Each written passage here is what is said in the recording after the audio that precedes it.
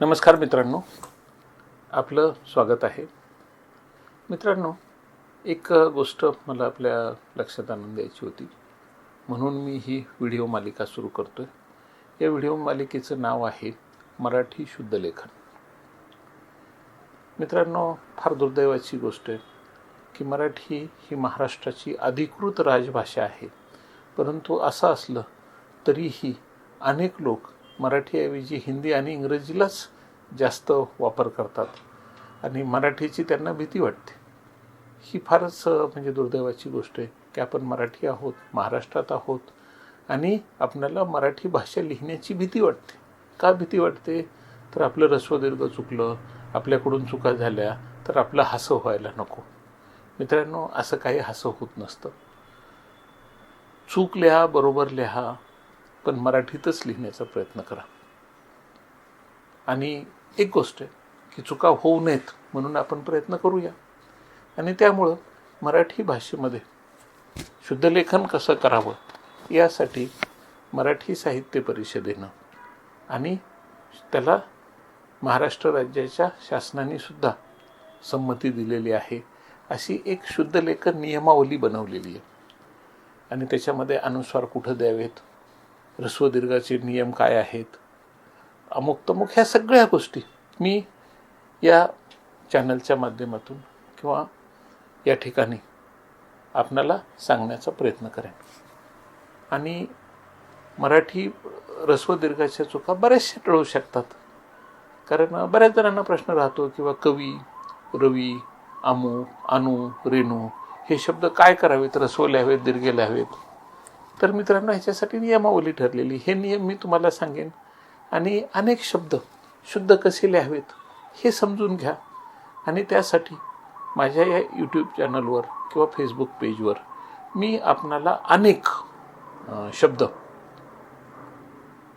लिहून दाखवेन किंवा हे शब्द असेच लिहिले जातात, याला काही पर्याय नाही. किंवा ज्या ठिकाणी नियम बनलेले आहेत आणि नियमामुळं ते शब्द तसे लिहितात, तर हेही आपल्या लक्षात आणून देईल. हे व्हिडिओ फार मोठे बनवणार नाही. हे व्हिडिओ 5 मिनिटापेक्षा कमी आकाराचेच असावेत असा माझा मनापासून प्रयत्न असेल.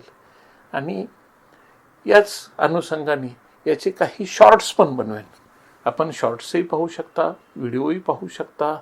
आणि या गोष्टीमुळं महाराष्ट्रातल्या अनेक बांधवांना आपलं शुद्ध लेखन अचूक करण्यामध्ये निश्चित मदत होईल असा विश्वास वाटतो.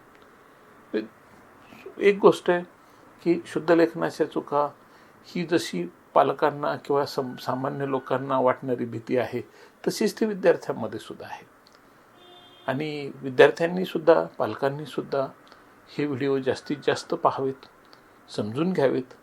म्हणजे मग आपल्या मराठी शुद्ध लेखनाच्या चुका फार कमी होतील आणि विद्यार्थी मराठी भाषा अधिकृतपणे आत्मविश्वासानं बोलू शकतील, लिहू शकतील आणि न चुकता लिहू शकतील.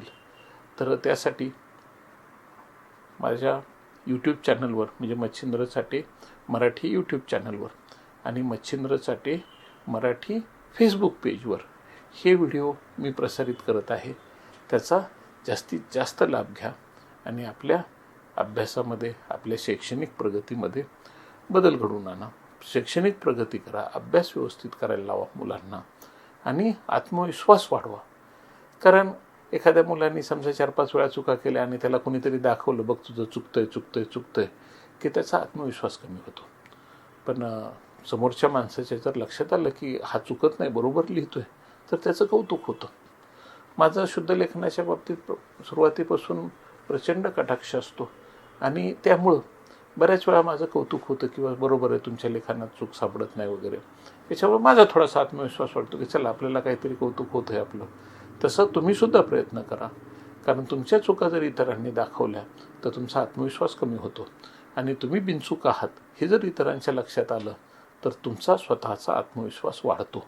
आणि त्यासाठी मराठी शुद्ध लेखनाचे हे व्हिडिओ दररोज काही ना काही या अनुषंगानं मी या चॅनलवर आणि फेसबुक पेजवर, म्हणजे यूट्यूब चॅनलवर आणि फेसबुक पेजवर सतत काही ना काही टाकत राहीन. आपण याचा अवश्य लाभ घ्या. नमस्कार.